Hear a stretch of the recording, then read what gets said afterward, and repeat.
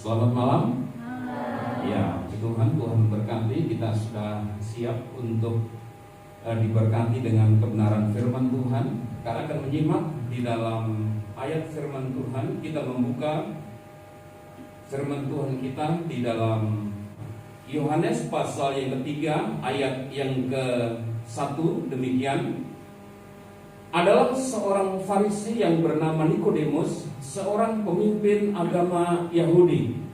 Ia datang pada waktu malam kepada Yesus dan berkata, kami tahu bahwa Engkau datang sebagai pemimpin dari keselamatan seorang, sebab tidak ada seorang pun yang dapat mengadakan tanda-tanda yang Engkau lakukan itu, jika Allah tidak menyertainya.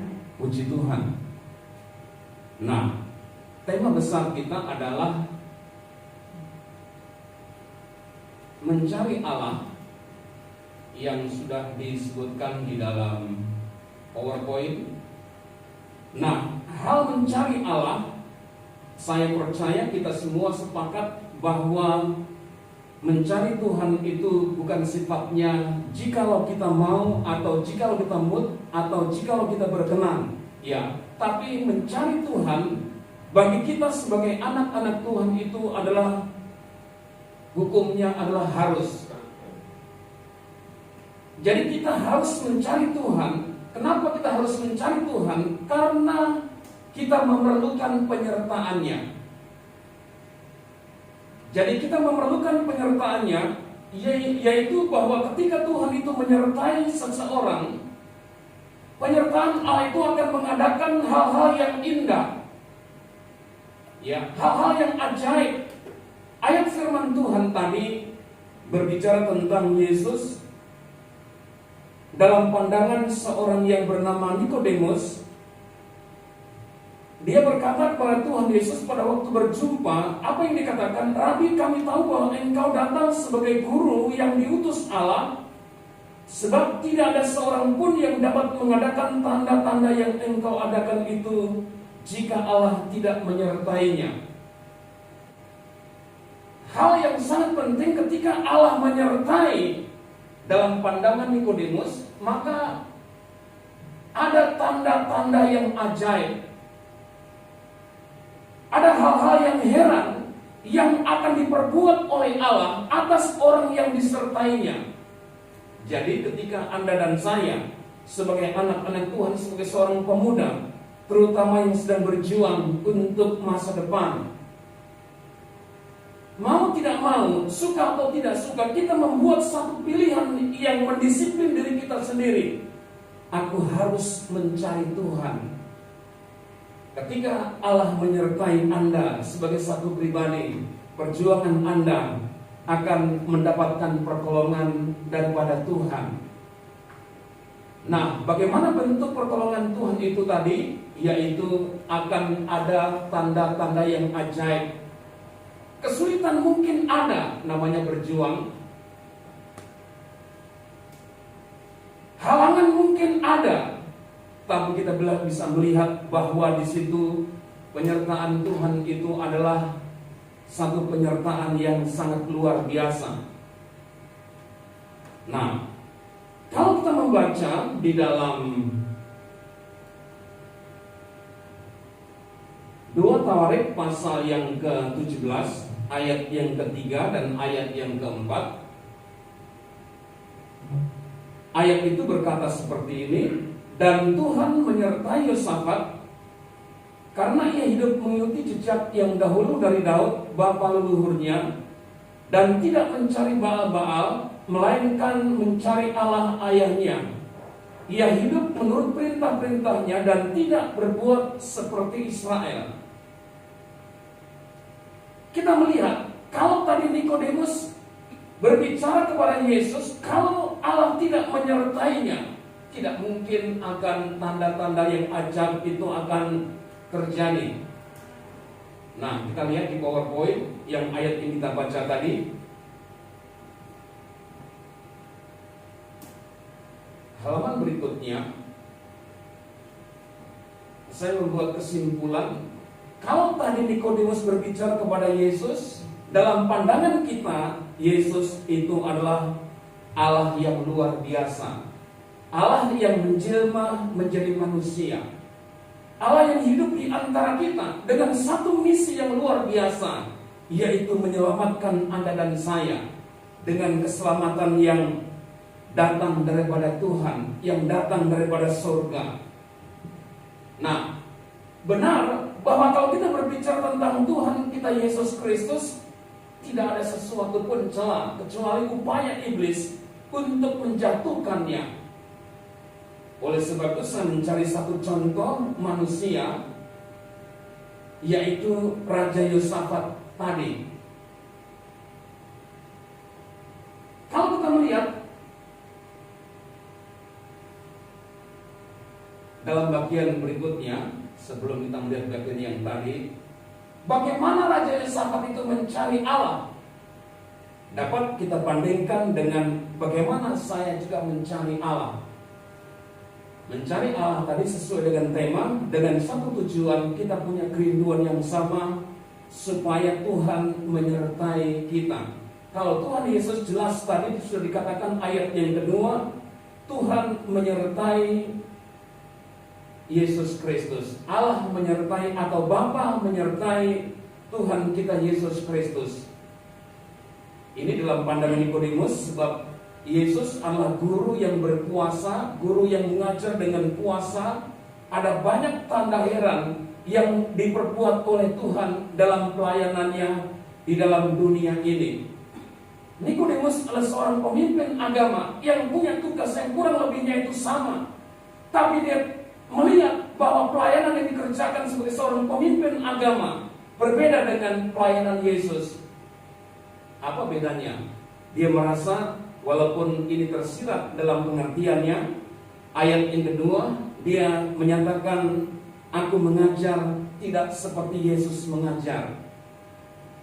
Jadi rahasianya dia ungkapkan karena Allah menyertainya.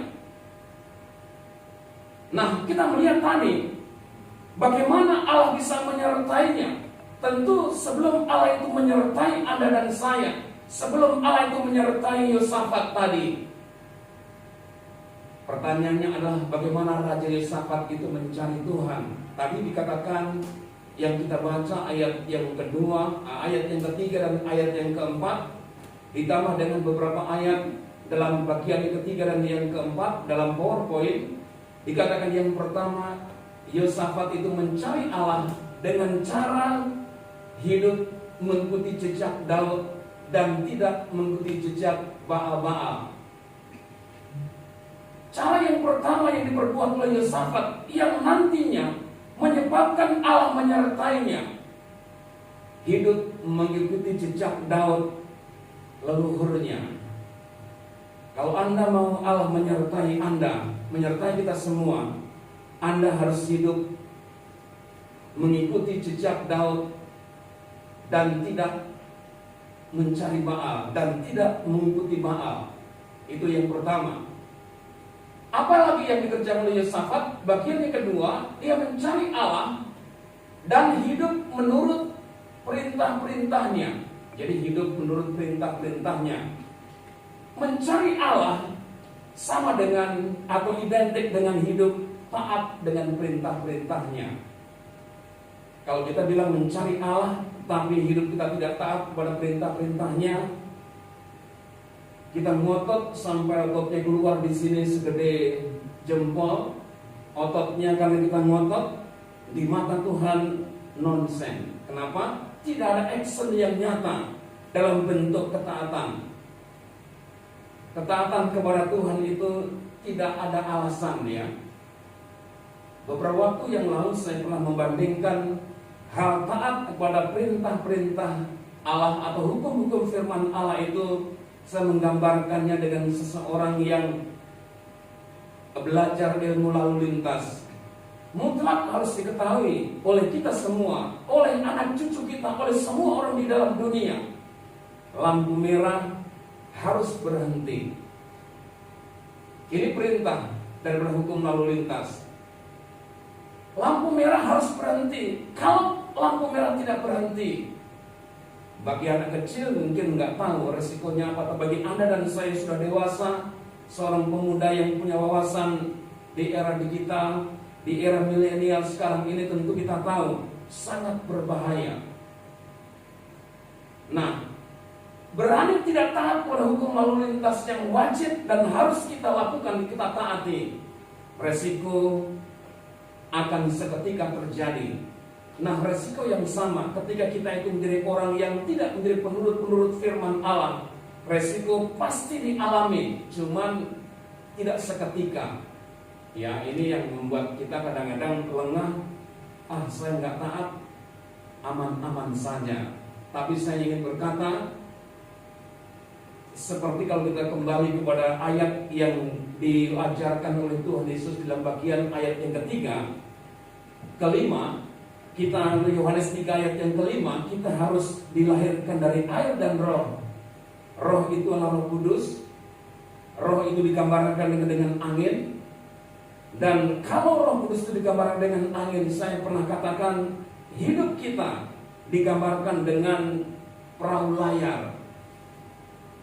Gambarannya, kemana angin bertiup, perahu layar akan otomatis mengikutinya. Ya, ini lepas dari tujuan kita kemana, tapi ini gambaran.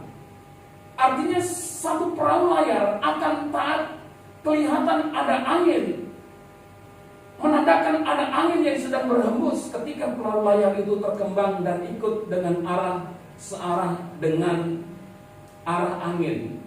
Roh Kudus digambarkan dengan angin. Roh Kudus bukan angin, tapi digambarkan gerakannya seperti angin. Roh Kudus mengingatkan kita akan kehendak Allah, dan kita harus ikut akan kehendak Allah lewat apa yang diingatkan oleh Roh Kudus dalam hidup kita. Roh Kudus mengingatkan akan firman Tuhan. Kalau Anda berkata saya menjadi orang yang mencari Allah, tapi kemudian tidak ada pimpinan Roh Kudus, Roh Kudus mengingatkan Anda taat pada firman Allah, ternyata Anda tidak taat, resiko akan ditanggung, tapi tidak seketika, karena memang masa kemurahan Allah berlaku untuk Anda dan saya. Nah, oleh sebab itu kalau kita bicara tentang taat, mau atau tidak mau, kalau kita ingin di cover dengan kuasa Tuhan, di cover dengan penyertaan Allah yang ajaib tadi, kita semenjak dini harus belajar taat kepada firman Tuhan.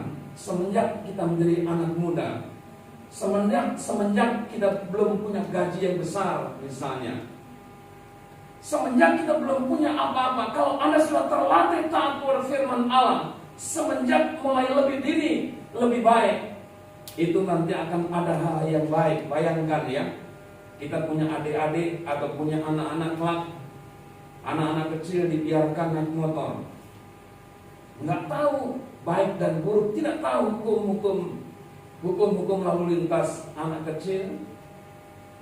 Sekarang banyak motor-motor kecil, umpama dia melanggar lalu lintas, orang lihat, wah anak kecil pantas, nggak ngerti. Anak kecil satu.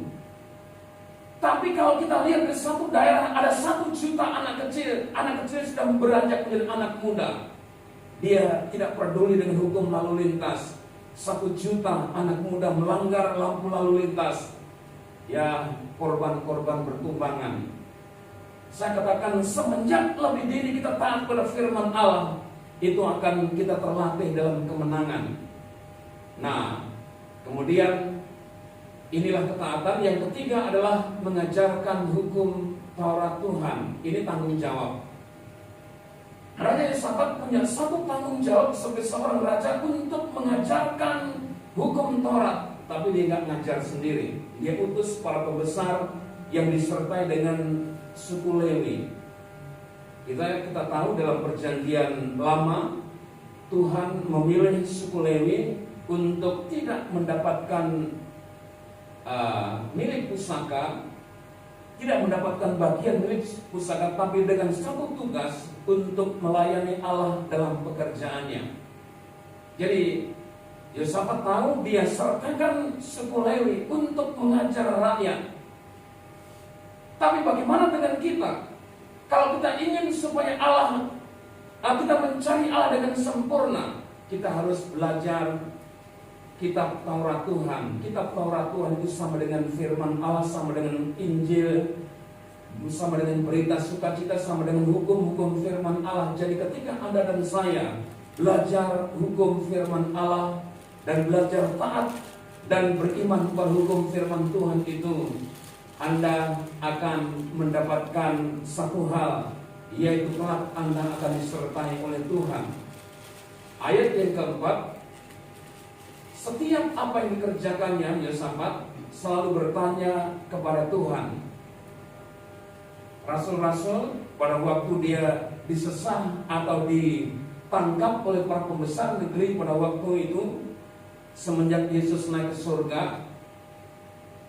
mereka ditangkap, mereka dilarang untuk berbicara tentang firman Allah. Akhirnya mereka memutuskan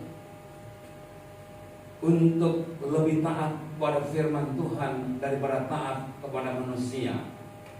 Sama dengan yang dikerjakan oleh Yosafat. Dan ketika Anda taat kepada firman Allah sebagai sumber ketaatan yang utama dalam hidup kita, Anda akan mendapatkan berkat berupa penyertaan Tuhan yang luar biasa.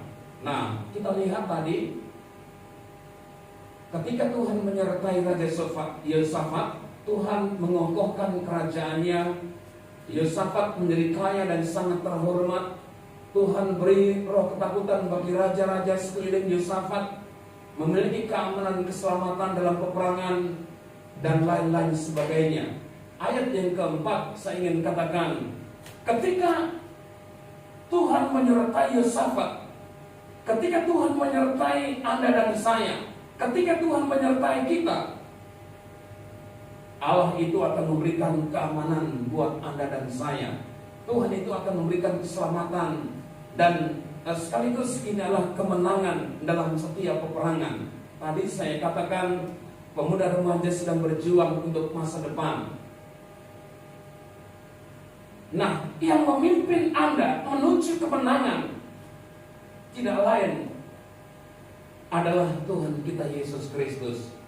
Karena Tuhan yang tahu tentang masa depan, Tuhan yang tahu tentang waktu masa depan, kita nggak tahu. Ya, kita yang hari ini misalnya 2 minggu yang lalu atau seminggu yang lalu, orang masuk Indomaret, minyak goreng harganya masih ada yang 28.000. Siapa yang tahu kalau seminggu kemudian harganya 45.000?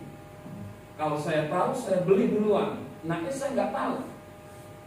Anda menuju masa depan, Anda berjuang pada masa depan, Anda nggak tahu ada halangan di depan, tapi ada satu oknum yang tahu, yaitu Tuhan kita Yesus Kristus. Tuhan adalah penguasa waktu. Tuhan adalah Maha mengetahui. Kalau Tuhan menyertai Anda, saya katakan Anda akan mendapatkan penyertaan yang tepat, dan itu adalah Tuhan sendiri. Tadi saya katakan Yosafat itu perang, ya, bersama dengan Raja Ahab. Raja Ahab, raja yang terkenal tidak percaya kepada Allah, raja yang jahat, yang tidak mencari Allah, bahkan menyembah pada Baal-Baal. Dua-duanya masuk dalam peperangan yang sama. Sebaliknya Raja Yosafat mencari Allah dan taat pada firman Allah. Apa yang terjadi kita semua mengetahui. Yosafat pulang ke istananya dengan selamat, tapi Raja Ahab gagal, terbunuh dalam peperangan. Saya rindu Anda dan saya semua berjuang menuju masa depan, disertai dengan Tuhan. Anda mendapatkan kemenangan-kemenangan. Musuh apakah tidak ada? Ada. Tuhan memberikan kemenangan. Halangan apakah ada? Ada. Tapi kalau Tuhan menyertai Anda, Anda akan dituntun kemenangan menuju kepada kemenangan. Ketika ada beban, Allah memberikan kelegaan kepada Anda. Jadi inilah renungan firman Tuhan. Ialah kiranya pemuda remaja dapat menangkap apa yang saya maksudkan, yaitu kita harus mencari Tuhan sampai Tuhan menyertai kita semua. Kalau Tuhan menyertai kita semua seperti dibilang yang dikatakan oleh Nikodemus dalam ayat yang kedua yang dibaca tadi, akan ada tanda-tanda yang ajaib terjadi. Perjalanan Anda akan menemukan pertolongan-pertolongan Tuhan yang indah, pertolongan Tuhan yang indah, Dan itulah kerinduan kita semua. Tuhan memberkati. Kita akhiri sampai di situ firman Tuhan. Kita tunduk kepala dan kita berdoa bersama-sama kepada Tuhan. Bapa di dalam surga, sedikit kebenaran firman Tuhan biarlah dapat tertanam di hati kami sebagai anak-anak muda, ya Bapa. Allah yang punya firman, biarlah Allah mengajarkan itu semuanya secara pribadi buat kami, sehingga kami pulang dari tempat ini punya satu tekad dan semangat yang dimiliki seperti prinsip yang dimiliki oleh Daniel. Walaupun dia muda dalam usia, tapi dalam hal taat berfirman Allah, dia punya prinsip yang luar biasa, sehingga kemudian Allah menyertai Daniel. Kerinduan kami mengerti firman Allah, kami dipimpin oleh firman Allah dan dipimpin oleh Roh Kudus, untuk dibawa oleh Roh Kudus kepada satu ketaatan pada hukum kebenaran firman Allah, sampai Tuhan menyertai kami, sampai kami menemukan kemenangan-kemenangan bersama dengan Engkau Bapa. Inilah menjadi permohonan kami, pemuda remaja, ialah Tuhan memberikan kesadaran. Yang belum ada kesadaran, Tuhan berikan kesadaran. Yang sudah sadar, biar semakin taat dan semakin taat kepada Engkau. Kami sama-sama diberkati oleh Tuhan. Kami alaskan, kami minta semua doa kami dalam nama Tuhan Yesus Kristus. Haleluya. Amin. Puji Tuhan.